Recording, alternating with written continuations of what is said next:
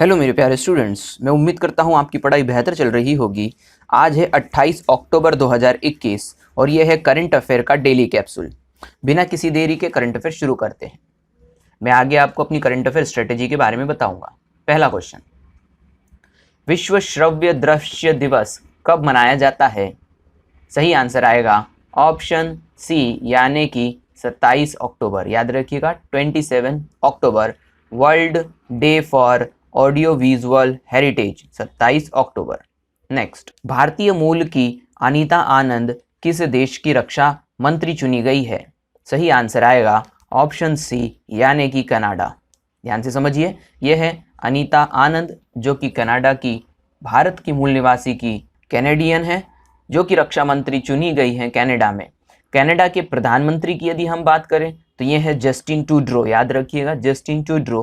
Canada की राजधानी का नाम है ओटावा और कनाडा की मुद्रा है कैनेडियन डॉलर। इन पे भी क्वेश्चन आते हैं।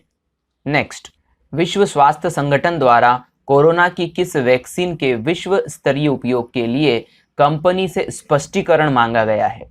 सही आंसर आएगा ऑप्शन बी, यानी कि कोवैक्सीन। याद रखिएगा कोवैक्सीन से विश्व स्वास्थ्य संगठन ने इसके उपयोग पर और जानकारी मांगी है, जिससे ये विश्व भर में उपयोग की जा सके।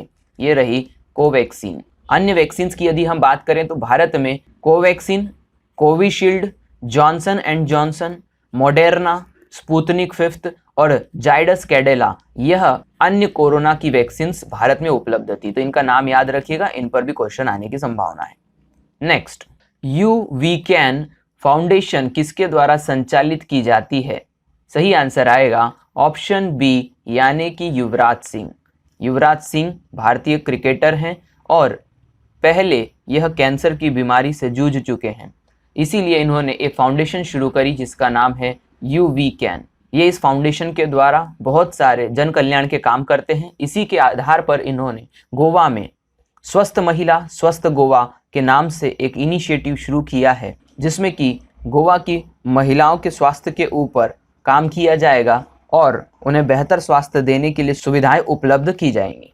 हाल ही में भारत के द्वारा किस देश के साथ पहली रणनीतिक वार्ता शुरू की गई है? सही आंसर आएगा ऑप्शन बी, किर्गिस्तान। याद रखिएगा भारत पहली बार किर्गिस्तान के साथ में रणनीतिक बातें कर रहा है। रणनीतिक वार्ता, इसका याद रखिएगा। ये रहा किर्गिस्तान। किर्गिस्तान की राजधानी है बिश्केक। याद रखिएगा बिश्केक। मेरे पुराने वीडियोस में मैंने आपको एक युद्ध अभ्यास बताया था, खंजर। याद रखिएगा युद्ध अभ्यास खंजर हुआ था भारत और किर्गिस्तान की सेनाओं के बीच में, जो कि बिश्केक में हुआ था। ये भी याद रखिएगा। अब अन्य के ऊपर यदि हम बात कर लें तो ध्यान से समझिए, ये रहा चाइना, भारत और अन्य देशों का मैप। यहाँ पर आप देख सकते हैं कि ये वार्ता क्यों हो रही है। देखिए, ये रहा भारत, ये रहा चाइना।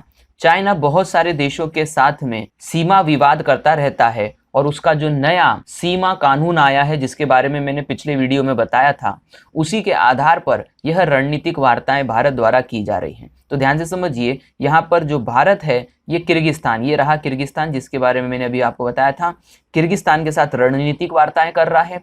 आगे यही वार्ताएं आप कजाकिस्तान, मंगोलिया और अन्य देशों के साथ में भी होते हुए देखेंगे। ये रणनीतिक वार्ताएं इस प्रकार से हैं ताकि चीन को एक प्रकार से घेरा जा सके, ताकि वह अपने पड़ोसी देशों के साथ में सही तालमेल बिठा के रखे। देखिए, करंट अफेयर स्ट्रेटेजी की यदि हम बात करें तो मैं डेली करंट अफेयर करवाता हूँ 10 to 12 मिनट का। वीकली करंट अफेयर करवाता हूँ, जो कि डेली करंट अफेयर का रिवीजन होता है, और साथ ही साथ यदि कोई इवेंट मुझसे छूट चुका होता है तो मैं उसे वीकली में इंक्लूड कर लेता हूं। साथ ही साथ मंथली करंट अफेयर में मैं पीडीएफ अवेलेबल करवाता हूं। मंथली करंट अफेयर में डेली और वीकली का रिवीजन तो होता ही है, साथ में कुछ और बचे हुए यदि इवेंट्स होते हैं तो वो भी मैं कंप्लीट कर लेता हूँ। इस प्रकार से सिर्फ एक ही जगह पर आपको करंट अफेयर की सारी जानकारियां मिल जाएगी। नेक्स्ट, केंद्रीय सतर्कता आयोग द्वारा सतर्कता जागरूकता सप्ताह 2021 कब से कब तक मनाया जा रहा है? सही आंसर है ऑप्शन सी, 26 अक्टूबर से 1 नवंबर। 26 अक्टूबर से 1 नवंबर। Vigilance awareness week 26 October 2021 to 1 November 2021। ये क्यों मनाया जा रहा है? देखिए, केंद्रीय सतर्कता आयोग यह इसलिए मना रहा है क्योंकि 31 अक्टूबर को, ध्यान से समझिएगा, 31 अक्टूबर को सरदार वल्लभ भाई पटेल की जयंती आ रही है और इस इवेंट को करने का उद्देश्य है कि भ्रष्टाचार से निपटने और उसकी जागरूकता फैलाने के संबंध में ये इवेंट किया जा रहा है। ये एक प्रकार से श्रद्धांजलि होगी सरदार वल्लभ भाई पटेल के लिए। नेक्स्ट, अमृत महोत्सव पॉडकास्ट किसके द्वारा लॉन्च किया गया है? सही आंसर आएगा ऑप्शन बी, जी के रेड्डी। ऑप्शन बी, जी के रेड्डी। जी के रेड्डी कौन है? देखिए, संस्कृति एवं पर्यटन मंत्रालय, संस्कृति एवं पर्यटन मंत्रालय जी के रेड्डी के अधीन आता है। ये वहां उस मंत्रालय के मंत्री हैं।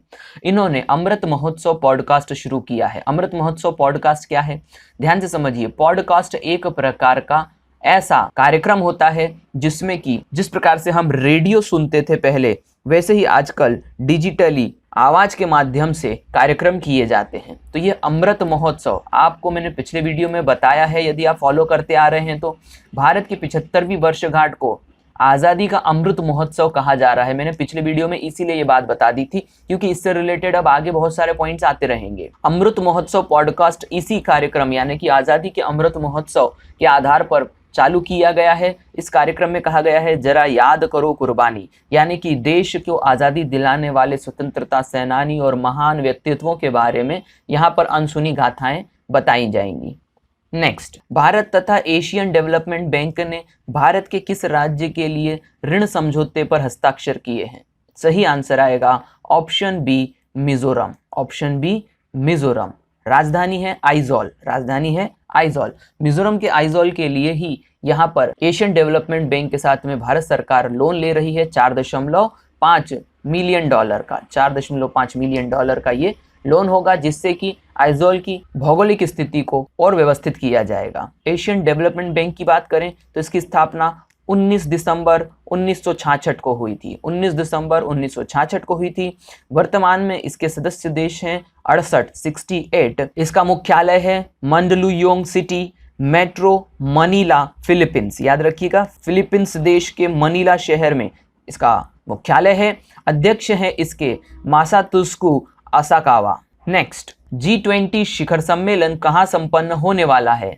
सही आंसर आएगा ऑप्शन सी, यानी कि इटली। ध्यान से समझिए, इटली के शहर रोम में ये शुरू होगा। G20 शिखर की बात करें, यदि G20 की बात करें तो आप मैप में देख सकते हैं, अनेक देशों से मिलकर के ये संगठन बनता है। G20 का मतलब हो गया 20 कंट्रीज। इसमें 20 कंट्रीज पूरी नहीं है, याद रखिएगा, 19 देश और एक यूरोपियन संघ मिल करके 20 बनाता है, यानी कि G20 बनाता है। इसकी स्थापना कब हुई थी? स्थापना 26 सितंबर 1999, 26 सितंबर 1999 को। इसके चेयरमैन का नाम है मारियो ड्रागी। मारियो ड्रागी। उम्मीद करता हूं समझ में आ गया होगा। नेक्स्ट, आयशर मोटर्स के नए अध्यक्ष का नाम क्या है? सही आंसर है option C, Siddharth Lal. Option C, Siddharth Lal. ये रहे सिद्धार्थ लाल। ध्यान से समझिएगा, ये दूसरी बार आयशर मोटर्स के एमडी चुने गए हैं।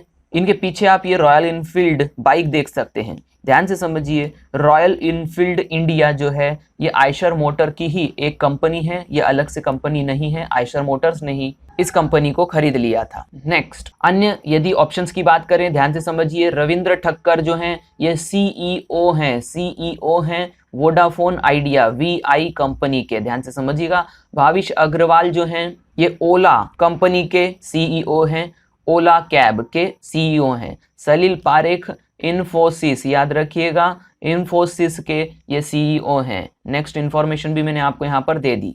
नेक्स्ट, भारत का सबसे बड़ा हरित हाइड्रोजन संयंत्र बनाने का काम किस कंपनी द्वारा किया जा रहा है? सही आंसर है ऑप्शन बी, गेल। ध्यान से समझिए, हरित हाइड्रोजन संयंत्र, एक ऐसा संयंत्र जो हाइड्रोजन उत्पन्न करेगा और वो भी बिना किसी अतिरिक्त ऊर्जा के, यानी कि प्राकृतिक ऊर्जा से ही हाइड्रोजन बनाएंगे। मैं अभी आपको बताने वाला हूं कैसे। गेल का मतलब होता है गैस अथॉरिटी इंडिया लिमिटेड। लिख लीजिएगा, गैस अथॉरिटी इंडिया लिमिटेड। अन्य ऑप्शंस की यदि हम बात करें तो भेल, यानी कि Bharat heavy electrical limited, Bharat heavy electrical limited. HPCL की यदि हम बात करें तो Hindustan petroleum corporation limited, Hindustan petroleum corporation limited. BPCL की यदि हम बात करें तो Bharat petroleum corporation limited, Bharat petroleum corporation limited. उम्मीद करता हूं समझ में आ गया होगा। यहाँ पर अब हम बात कर लेते हैं कि हाइड्रोजन गैस जो है वो हरित रूप से कैसे बनाई जाती है। तो देखिए यहाँ पर मैंने इस प्रकार से बताया है, पानी को सबसे पहले एक बड़े से टैंक में ले लिया जाता है। पवन ऊर्जा से जो उत्पन्न होती है इलेक्ट्रिसिटी, इस इलेक्ट्रिसिटी का इस्तेमाल किया जाता है यहाँ पर हाइड्रो इलेक्ट्रिसिस प्रोसेस के लिए, जिसमें कि हाइड्रोजन और ऑक्सीजन गैसेस को अलग अलग कर दिया जाता है इस टैंक में। इस प्रकार से इस टैंक की हाइड्रोजन गैस को अलग से प्रिजर्व कर दिया जाता है, रख लिया जाता है, ऑक्सीजन को अलग रख लिया जाता है।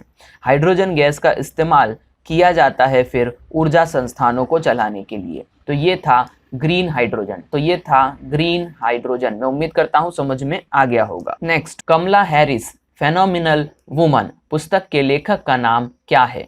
सही आंसर आएगा ऑप्शन सी, चिदानंद राजघट्टा। चिदानंद राजघट्टा ने यह पुस्तक लिखी है। कमला हैरिस, याद रखिए, अभी अभी अमेरिका में नई सरकार बनी है, जिनकी यह पहली महिला उपराष्ट्रपति बनी है। हमारे लिए गर्व की बात है। भारतीय मूल की है कमला हैरिस और यह अमेरिका जैसे बड़े देश में उपराष्ट्रपति बनी पहली महिला।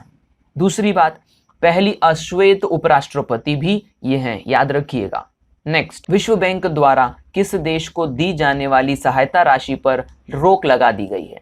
सही आंसर है ऑप्शन सी, यानी कि सूडान। ऑप्शन सी यानी कि सूडान। ध्यान से समझिए, मैप में आप देख सकते हैं, ये रहा सूडान और ये रहा साउथ सूडान। याद रखिएगा, सूडान और साउथ सूडान अलग अलग देश हैं। पहले ये एक ही हुआ करते थे, अब बाद में ये अलग हो गए। सूडान की राजधानी का नाम है खार्तूम।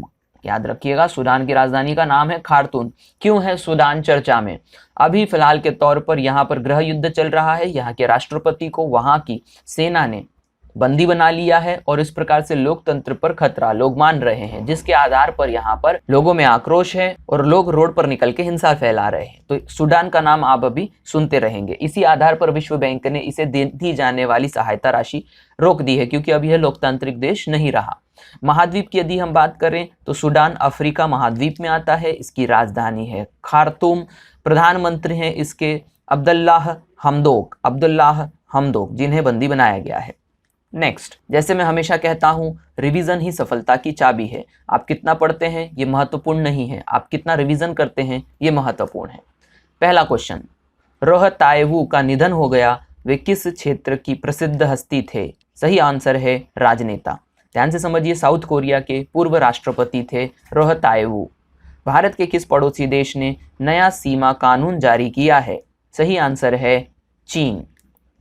पुरुष हॉकी जूनियर विश्व कप 2021 किस जगह आयोजित किए जाएंगे? सही आंसर है भुवनेश्वर। भुवनेश्वर ओडिशा राज्य में है। आईपीएल खेलों में किन नई टीमों को जगह दी गई है? सही आंसर है अहमदाबाद और लखनऊ। अहमदाबाद और लखनऊ। मुल्ला पेरियार बांध किस राज्य में स्थित है? सही आंसर है केरला। सही आंसर है केरला। मैं उम्मीद करता हूं आप सभी जवाब सही सोच पाए होंगे। यदि आपने अभी तक चैनल सब्सक्राइब नहीं करा है तो चैनल को सब्सक्राइब कर दीजिए, बेल आइकन बटन को दबा दीजिए, जिससे कि आपको समय पर वीडियो के नोटिफिकेशन मिल सके। तो स्वस्थ रहिए, मस्त रहिए, मिलते हैं नेक्स्ट वीडियो में।